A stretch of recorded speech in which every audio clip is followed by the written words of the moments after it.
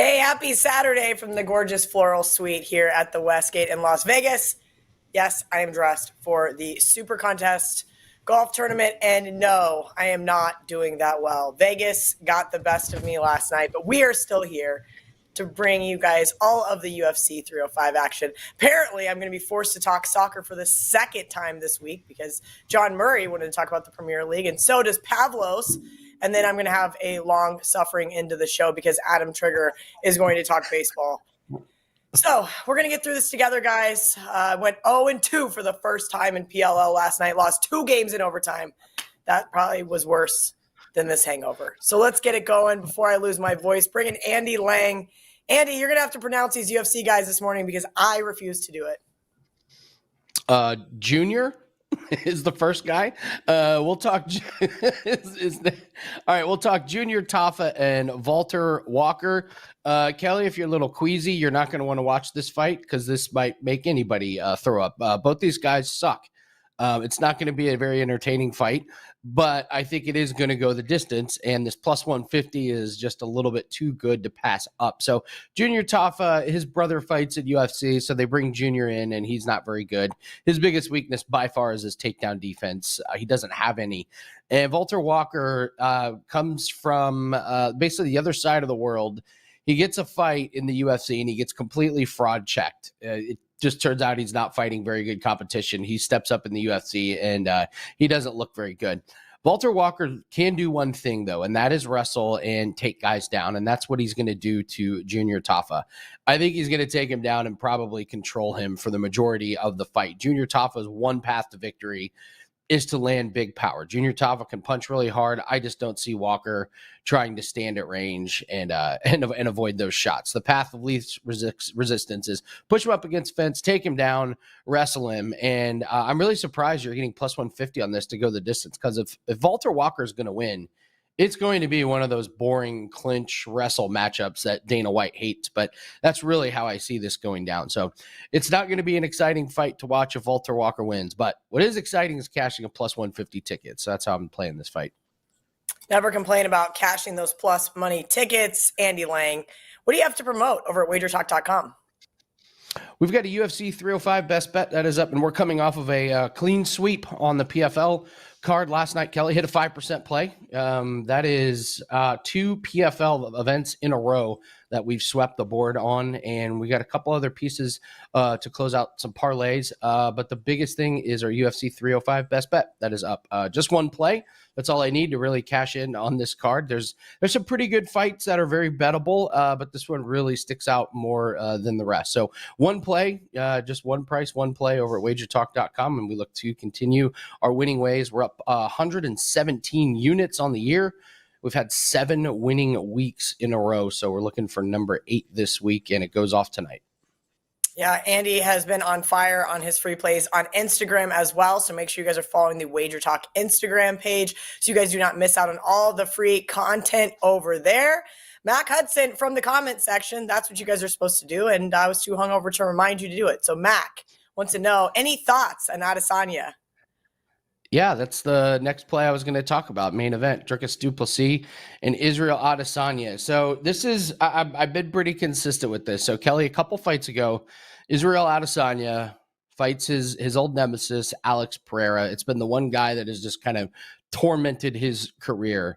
And Adesanya just pulls this out-of-body experience and knocks Alex Pereira out cold, which is, I just didn't think we would ever see it. And I actually said in the moment, I thought that is Adesanya's peak. This is a guy that's been a champion for many years. He's fought the absolute best in the division. He's gone through a ton of wars.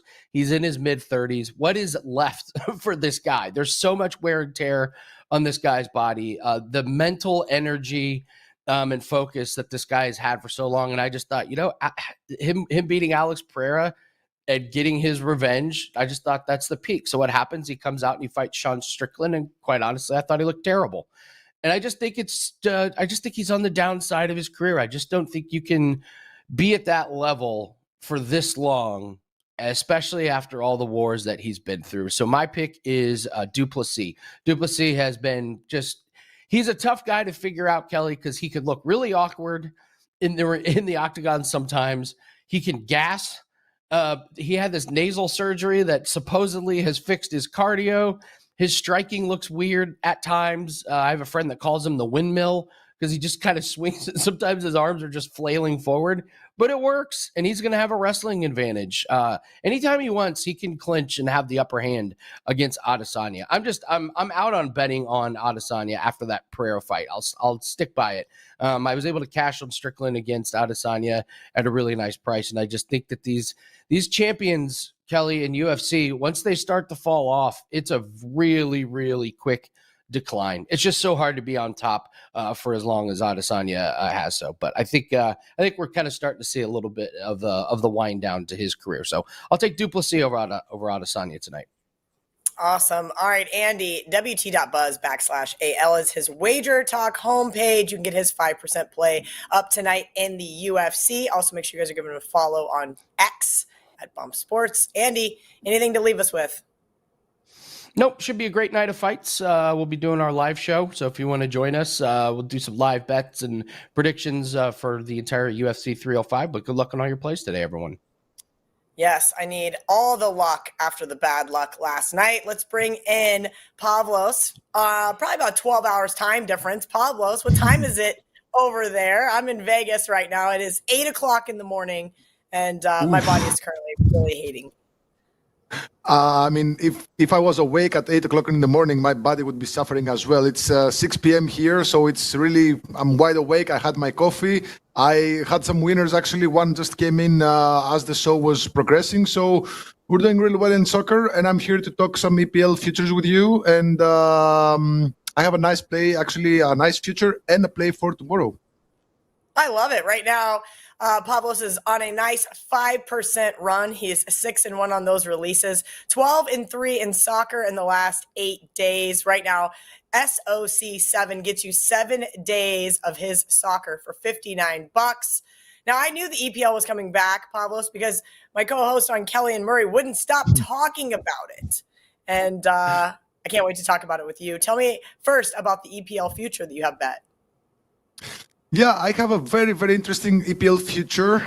It's West Ham to finish in the top half of the league table, -125. Now, this is kind of a poor EPL season in terms of spending. Not a lot of teams spend a lot of money because they're cracking down on, spending on these EPL teams. And there's now financial fair play rules that are very strict. So not many teams can afford to spend the money we used to see, teams spending. They were spending like dozens of millions on players who didn't even matter. But this season is different. Only a couple of teams made a lot of additions, and one of them is West Ham, actually, who, by the way, they finished 9th in the EPL last season, which means that there's no European soccer for them this season. No Champions League, no Europa, no Conference. So they're fully focused on their EPL duties. And for a team that's not playing in Europe, spending 100 million is just too much. So they brought in a lot of players to cover a lot of gaps in their roster. Starting with the defense, they got 3 very, very good defenders. 2 of them on a full transfer, 1 of them on a loan. They closed some gaps in the midfield with Guido Rodriguez from Betis. They brought in Dortmund's Füllkrug for the center forward position, which was a position where they were really struggling in the last couple of seasons, and they also got a couple of players down the flank. So they spent 100 more million than they actually got because they also sold a couple of players. But here's the thing: they also changed their coach, and now their coach is Julien Lopetegui, who coached Wolves last season, so he knows the EPL, and it's very interesting to talk about the origins of this coach, because he's of Basque origin. Now, Basque is a small region in Spain, but for whatever reason, there's only a population of 700,000. It's really small. But for whatever reason, they produce really good coaches. So if you might know some household names like Arsenal's Mikel Arteta, Aston Villa's Unai Emery, who's won 5 Europa Leagues, Leverkusen's Xabi Alonso. So imagine a state like Vermont producing world-class coaches in the NFL. So that's how crazy Basque coaches are. So he's now at West Ham. He's on a mission to guide this team to European soccer next season. And in order for that to happen, they need to finish in the top 8. So I project West Ham to finish inside at the top half of the season, minus 125. If you go to bet this right now, it might be locked for a little bit because the EPL just started. There's matches playing right now. But if you wait for the game week to finish on Monday, these are going to still be available. So minus 125, I'm going to play it to maybe minus 140. So yeah, give me West Ham to finish in the top half of the league table at minus 125. All right, guys, if you have a question for Pavlos, drop it in the chat. Right now at WagerTalk.com, he has a 5% top bet for Wednesday in the Copa Sudamericana. Anything else to promote at WagerTalk.com, Pavlos? I have a 4% Asian spread bet for tomorrow, Sunday, in the La Liga. But I want to stay on that 5% because I tend to load this place early. Now, today is Saturday. If you're gonna bet this, if you're gonna put your bet on Wednesday, all the value is gonna be gone. And I scream it on the top of my lungs. I also write it in my write-ups on my tweets as well. Don't wait for match day in order to put your bets in because some of the value or all of the value is gone. I don't understand why like 2/3 of my buyers, they buy this on the game day. What are you waiting for? Do you not like money? If you like money, get it now, place your bet now, and then you'll have the best value that there is. So yeah, two big plays for me. One is on Sunday, one is on Wednesday. And of course, if you get that weekly pass, you'll get all plays from now till then. And of course, you'll catch the start of the Bundesliga next weekend, and of course, all the plays in between. I love it. You should always be looking to get the best of the number, like Pavlo said. Don't wait until Wednesday to buy this because you're going to lose some of the value. Let's head over to England, back to the EPL. Tell me the pick for Chelsea and Manchester City. Oof, that's a really nice match happening on Sunday, 11:30 a.m. Eastern. Get your coffees because it's going to be a really exciting match. I'm going to go with a player prop here, even though I do like City money line at minus 115. However, I'm going to go with Erling Haaland to score any time. It's at plus 100, even money at FanDuel. Minus 120, I believe, at DraftKings. Now, he is the best striker that there is in the world. That's that's by no means an overstatement. He always plays very well in match day one. So whenever the season starts, he's doing an awesomely good job. Now, he scored 2+ goals in each of the last 4 seasons. So twice with Manchester City, he came over a couple of seasons ago, and twice with Dortmund. And he even scored a hat-trick within 23 minutes while coming in as a sub in his first ever match against Dortmund, which was on January, but they got him on the winter transfer window. So in his first match that he played, he also scored a hat-trick. So again, he's one of the best, if not the best, strikers of all. In all the European soccer now. He's tall, he's strong, he's very technical. He has no real weaknesses to his game, and they're playing the first match against Chelsea, who they might sound like one of the big teams, but in the last couple of years, they've been buying and selling all kinds of players. Of course, they're owned by US, a US consortium that they treat this as if it's an MLB, type of situation where they stash a lot of players. They have 8 goalkeepers.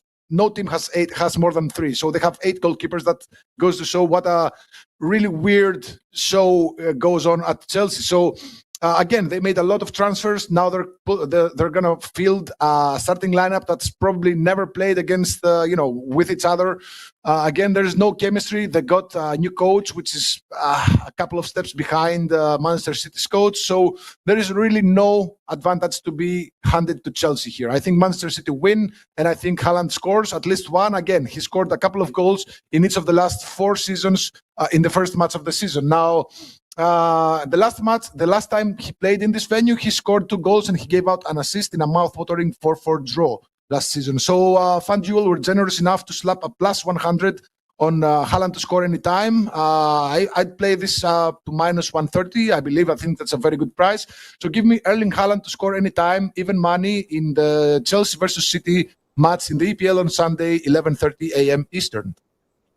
I love it. As I mentioned, Pavlos has been on a nice run, 12-3 in the last 8 days. Promo SOC7 gets you 7 days of his soccer for just $59. Pavlos, anything you want to leave our audience with? No, just I just have to mention once again that we have some very nice promos, very nice discounts. If you get this now, you'll be notified as soon as I load the play. Because when you go 3 days later or 4 days later to buy this play and bet on it, there's no value. And then I got some messages like, "Oh, why did the line change?" The line is going to change. I'm telling you that the line is going to change. So you have to bet it now. And that should be your strategy throughout the whole season, because that's what I do. I find lines early that I project them to move come game time. So don't do the same mistake. I used to do that mistake in the past, but not anymore. Please get yourself a 7-day, 30-day, whatever you can afford. So that's it, and good luck. Awesome. Pavlos at PolyWT on Twitter. We're going to bring in Adam Trigger now. Take all of your baseball questions, so drop them in the chat. I'm just going to let Adam take over the show, you guys. I'm going to go take a 20-minute nap before I have to go to breakfast with my good friend Kelly, Mad Fat Teacher, as you guys know her on X, is going to be very disappointed in me at breakfast this morning. So, Adam, the show is now yours. We'll see you guys next week. Well, I'll start with someone just asked a question on Twitter. I do have an opinion. So I'll start by answering that. Asked about Diamondbacks Rays. Arizona is definitely on my short list today. I haven't bet this yet. The only reason I guess I haven't is because I'm waiting to see two things. One, Ketel Marte's been out since August 12th, dealing with a sore ankle. Really hasn't played since a couple of days before that. I think he tried to pinch hit a couple of times, and he hasn't played since. But I did read from Arizona's beat writer that his ankle is feeling better. I think if we see him in the lineup today, that's a pretty considerable boost, even though Arizona is still knocking the cover off the ball. Everyone on this team seems to hit. I think they're 18-4 now in their last 22 games. I know they had a 6-game winning streak snapped last night. Yeah, I mean, minus 110, if Ketel Marte's in the lineup, is tough to pass up. And I might not be able to pass it up either, because he matters that much, in my opinion. I think he gets left out of the conversation at times of the top players in Major League Baseball. I really think he's one of the best 10 to 15 position players in the game right now. So if he's back, that certainly, matters to me. And, as far as the pitching is concerned, Zach Gallen, I think he gets a little bit overvalued at times, especially on the road, because his home road splits, his splits at home tend to be better, but he's still a front end of the rotation guy. So I kind of agree with the couple of people in the chat alluding to liking the Diamondbacks. If Marte's in there and you're getting Gallen at minus 110 against a Rays team that really just isn't a good baseball team, they will play their way out. I'm actually amazed that they're only a game under 500. With the roster that they have, I feel like this team should be 10 games under 500. So, yeah, my lean, especially after the way they lost last night, taking the lead in the ninth and then choking it away late, I think Arizona bounces back and gets the win tonight. Wow, that might have been the fastest analysis you've ever given on the show.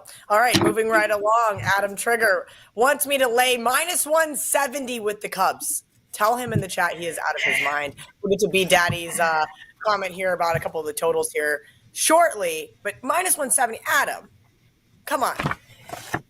It was really more for a talking point. I'm not going to, so it's really minus 165 is, I think, attainable right now. I'm not going to bet that for that reason. I had the Cubs yesterday at minus 115. I thought, and they did win the game, but, they kind of blew the game, won it late, won it in extras. I thought this price might be a little bit lower. So that doesn't mean if the Blue Jays take money, which they seem to all the time, for being a bad team, the Blue Jays take an awful lot of money in the market on a semi-regular basis, and that gets knocked down 10 or 15 cents. I think you could start to consider the Cubs, because it really is still a very good matchup for the Cubs. You got Justin Steele, who's, their ace. Well, Imanaga is probably their ace, but Steele's a front end, pitcher. But really the big advantage here is the bullpen.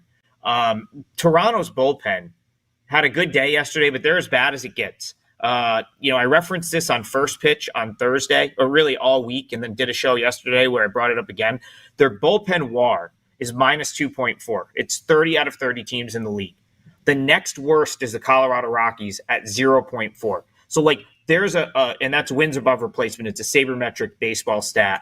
That's one of the better metrics to look at when you're looking at Major League Baseball stats. So their bullpen is so bad that I don't think it's like even properly quantified with like things like ERA and WHIP and some of the surface, metrics. And then you look at yesterday's game, they used like their 5 best relievers. They actually had a pretty good bullpen day, but then they used everyone and they still lost anyway. The Cubs, like, you're going to get people looking at this and say, well, Neris blew the save. He's not going to be around today. You don't want him in the closer role anyway. It's something the Cubs have, Craig Counsell gets paid the big bucks to like put together this team and win games. And he's had people in the wrong spots all season, in my opinion. So I don't downgrade the Cubs at all if he's not in the closer role. The Cubs schedule is extremely soft. I believe they're now 4.5 back after the win yesterday. They have to win now. They have to beat teams that they should beat at home. This is one of those games. I'd be shocked if the Cubs, don't win today. And I think they might actually sweep the Blue Jays this weekend. I would look to just continue to play on the Cubs. All right, look to play on the Cubs, says Adam Trigger. Adam, what do you have to promote right now over at WagerTalk.com? Yeah, so I have a 4% MLB play up tonight. Big turnaround for me in Major League Baseball. I was cold out of the gate in April and May. And since June 1st, I've made 50 units in Major League Baseball. So it swung me from the negative. Now I'm in the positive on the season. Hope to continue that. August and September, great time to be betting Major League Baseball. The entire world switches their focus to football. The lines get softer. The books pay less attention. Always better spots, especially as we expand rosters going into September. So I've got a 4% play in Major League Baseball tonight. The chat's got me considering Diamondbacks, and if I do add that, I'll just tweet it out for free. And then preseason football, 5% play goes tomorrow. I was 6-2 in NFL preseason last year. I have one that I took down because I already beat the number considerably for tonight. So hopefully that gets there. And then I have a 5%er tomorrow. I believe 8-3 dating back my last 11 NFL preseason plays, and I expect to win again in the preseason this weekend. All right, at Adam Trigger WT on X, if you guys want to give him a follow. He's supposed to be doing stuff on Instagram, but I digress. I'm tired of I just did. asking. I posted. You've been like on a bender in Vegas. I've been posting Instagram stuff. I've been posting. I posted a couple stories. I posted a couple stories. I posted a couple stories. I've been posting so I decided I'm going to post all my pictures from my college basketball travels. So I posted, I'm starting at the first couple. So I'm on 2. I'm going to do 3 later today. I've got 50 of them. So just Instagram content for days, Kelly, just for you. I love it. All right, guys, if you have a question for Adam regarding a game, I'm going to give him 4 more minutes. So that gives me half an hour to lie down before I have to go to breakfast. Adam, you've got another game here. There we go. Titan CT, you are a total player. What do you think about the Phillies over? Yeah, so this is a tough one because, and I just got to I just want to cue this game up, but I believe it's, Mackenzie Gore and Christopher Sanchez. Sanchez is a guy I'm typically willing to play against. However, the Nationals are not great against left-handed pitching. And Mackenzie Gore is a guy that has tormented me since he's been in the big leagues. Mackenzie Gore, Kelly, your good friend Ariel Epstein had me turned on to Mackenzie Gore very early in his career. He went to East Carolina. I kind of followed him through the minors. I love this guy. And he just hasn't fully panned out as the top MLB starter as I thought he would. So it's tough for me because I've been high on him before he was even good. Now he's good, but I think he gets maybe a little bit too much love from the markets. So, but in this case, I still am a Mackenzie Gore guy, and I know the Nationals can't really hit left-handed pitching. So I would actually lean toward the under in this one. Under 9 seems right. I think this is a tighter game, and that 9 minus 110 covers if it's 4-4, at least you're not going to lose. If it was 8.5, you would lose pretty much instantly or automatically. I'm sorry, if it was 4-4. So I'll lean toward the under Nationals Phillies. All right, lean towards the under there. And you like an ugly dog against an ugly favorite today out west. The Giants have just been absolutely atrocious every time I get talked into betting on them. And then the A's, are they trying to win baseball games? What's going on in Oakland? Yeah, you know what's funny? And I think if you don't follow baseball closely, you don't really understand this. It's the fans that are upset in Oakland. They're losing their team. The ownership sucks as it pertains to how they treat the fans and trying to move the team, so on and so forth. Loaded with great young talent. This team, like wherever they end up, Sacramento, Las Vegas, the Moon, it doesn't matter, Kelly. In 2 years, this team is going to be awesome. They're already playing better. It's reflected in their play the last 2 months.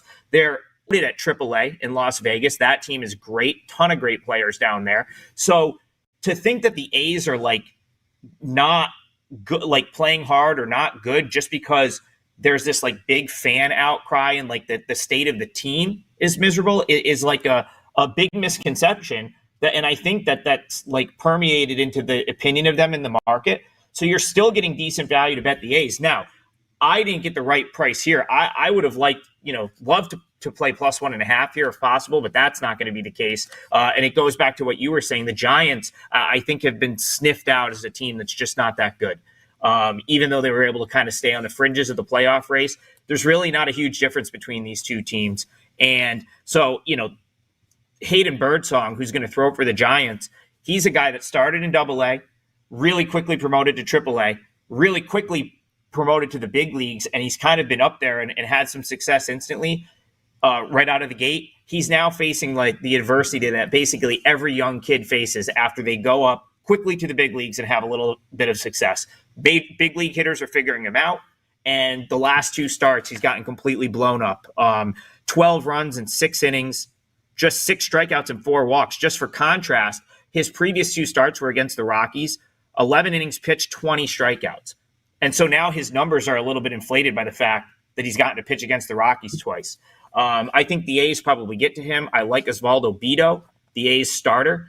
When he doesn't walk guys, his stuff can be really good. I had a winner on him last week against the Blue Jays, a game where he threw 6 shutout innings and the A's won 1-0. So I lean A's. Like, you could split this, and I actually thought about doing that. That's what I did with the A's last week when Bido was on the mound, played +1.5 for half, the money line for half. But in this case, that's still a little bit pricey. You're still looking at like maybe -130, -135.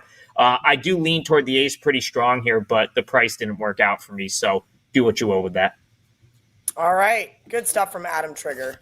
And Andrew really quickly wants to know, anybody want to bet Yankees on the run line today? No, I would fade that. I would take the price with the Tigers. Keider Montero can be good.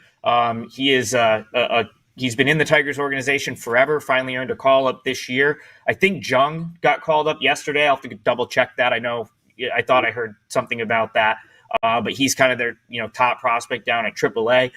The Tigers, they're not really the team that you want to fade in like the big underdog role. They were supposed to be a lot better than they were this year. They still have talent. Montero can give you a good start. He's not super consistent, but he can put together a good start, and I don't fully trust Rodon. So that's a big price to lay on the road for the Yankees. I'd go Tigers. $2, +200 on the Tigers sounds good, and +120 on the +1.5 sounds good. So Tigers is the lean there for me. All right, guys. I don't see any more questions in the chat. I think that's a good sign. You guys actually like me and don't want me to be long-suffering today. Adam Trigger is the best. Always a good sport. We got through 6 games, Adam. Rapid fire. I'm loving this new Adam. It's great. Quick, fast. You know what my strategy is? I don't make notes when I'm on with you, because if I make notes, I feel like I've got to get everything out. And so now I just do it off the top of my head. I think Perfect. that's all right here. Love that for you. Yeah. At Adam Trigger WT. It's going to get weird not calling you the golf ball. Yeah. Golf ball. Retire the golf ball name. We're far enough away from that. Had to get rid of it. So Love that. New Twitter handle at Adam Trigger WT. Okay, close us out with a promo. Tell us what you got up over at WagerTalk.com. Yeah, 2 plays up for sale. 4% MLB tonight. Like I said, +50 units since June 1st. Hope to finish the season strong. And NFL preseason's been awesome. 8-3 of my last 11 NFL preseason plays. I'm on the Bills today. You're not going to find that number anymore, though. That got hit as hard as any preseason game I've seen, down from like 5-1. So, if you can figure out how to maybe get some in-game, look at the Bills tonight. But 5%er goes tomorrow on Sunday, and that's up now on my page, wt.buzz/at. Awesome. Thank you guys for always hanging out with us here on Wager Talk's Last Call. I will be out next week. I will be in New York City with said Ariel Epstein. We're going to the Yankees game. And then, of course, we've got lots of college football action. And then we're going to do a little show revamp. I've got some things I'm going to work out and bring on some guests, maybe from some prominent sports books around town. It's going to be a fun one, guys. Shout out to you for always participating in the chat. Make sure you guys hit that like and subscribe button. We'll see you in a couple weeks.